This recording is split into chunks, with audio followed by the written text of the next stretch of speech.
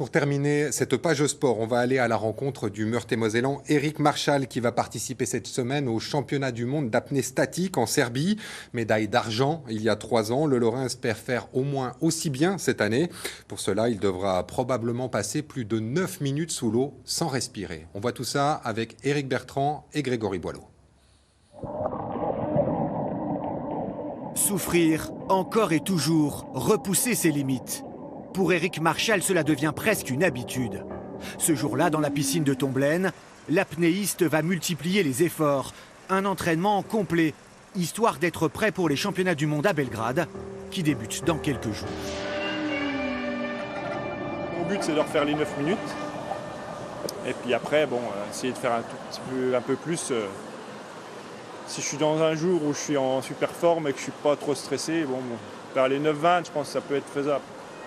Mais là, il faut vraiment que tout se mette en place. Et dans une grosse compétition, est-ce que j'y arriverai, on verra. Pour l'instant, j'ai toujours fait plus en compétition qu'à l'entraînement. Donc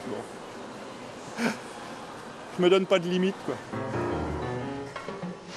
En 2018, Éric Marchal devenait vice-champion du monde d'apnée statique. Une véritable performance pour celui qui avait découvert la discipline seulement 3 ans auparavant. Aujourd'hui, il est devenu une référence, un athlète complet qui n'a jamais été aussi fort. Moi, il me surprend toujours parce que la facilité qu'il a, il arrive à 5 minutes, voire des fois 6 minutes sans spasme. C'est-à-dire que ces 6 minutes-là sont 6 minutes où pour lui, il est dans une normalité. La plupart des gens, les spasmes, même des gens qui vont très, arrivent à 3 à 4 minutes. Donc lui, il est vraiment dans une facilité, en plus dans une lucidité. Je ne l'ai jamais vu mal. À 54 ans, cet agriculteur ne ménage pas ses efforts. Sa vie est rythmée par des entraînements quotidiens et des sacrifices permanents. Mentalement, c'est quand même dur parce qu'il faut se priver quand même de certaines choses. Donc, que ce soit famille, que ce soit au niveau de la nourriture. On est toujours un peu fatigué, donc on peut être énervé par certains moments, tout le monde ne comprend pas, mais il y a des fois,